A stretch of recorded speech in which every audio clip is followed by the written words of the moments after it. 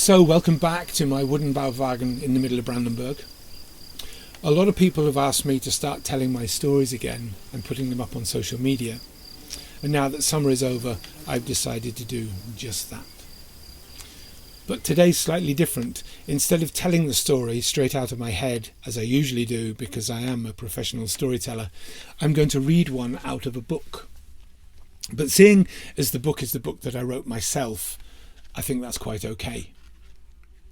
The story I'm going to tell is called The Seller of Words, and I wrote it myself. One day I was walking around Meknès in Morocco. I was lost in the souk in winter time, and I walked past an abandoned shop, a very small place with just a window. It was very dark, but inside I could see a man, and he was sitting on the floor. The shop was otherwise empty, and he was sitting on the floor, and in front of him was a candle, and this picture stuck in my mind, and I could only imagine what it was that he was doing in there. And what I imagined that he was doing in there is the story that I wrote. If it's a little loud, I have to apologise. All the windows are open and it's harvest at the moment, and there's also a bit of wind and wasps. For example, The Seller of Words.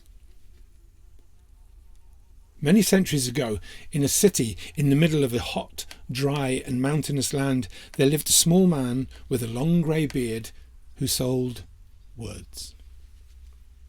He had a small shop deep inside the busy souk.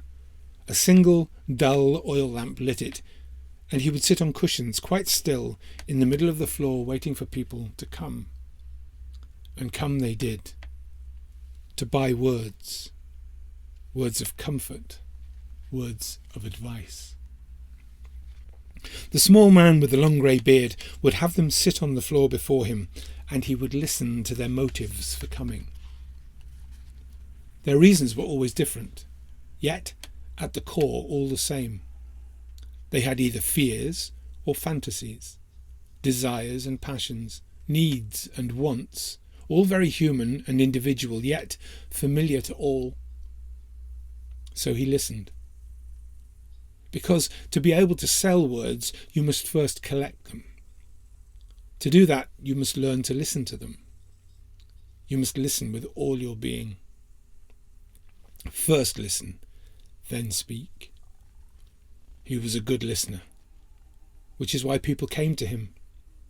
And afterwards, when they had said all that they had needed to say, they would wait for the word seller's words.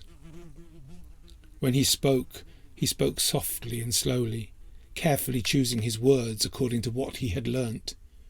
Not so much from what they had said, but more from how they had said it. Or perhaps what they had not said. For often, in airing our questions, we declare the answers without recognising them ourselves. He would never give a direct answer.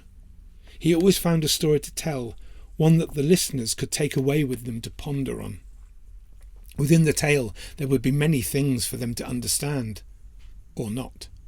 That would depend on themselves. Before leaving him, each of them would place a coin, perhaps two, in his bowl, and then they would return to from wherever it was that they had come. They would leave his little shop with his words in their minds, having left theirs with him. These people were always relieved, happy, even elated when they left him, cured by the grey beard's words. At least, that's what they assumed. But the truth was, and they were unaware of this, that it was not the little man's words that had enabled this marvellous transformation, but their own. By merely speaking out, through expressing their fears and desires, and giving those words a place in the world, they had freed themselves of the weight of their worries. Their doubts were dispelled through their dialogue with the man. The change this brought upon them came not from the man, but from within them. They had empowered themselves. The small man with the long grey beard had quietly listened in reflection, and he had let them do the talking. Everyone has a story to tell, and it is said that not being able to tell that story is the greatest pain. Thank you for listening. If you want more of these stories, then go to Akeleia, The Art of Oral Storytelling on YouTube, or go to my website, christian-rogers.com, and there you will find plenty of stories to listen to. You will also find my email address, which you can use to ask me to send you one of these books.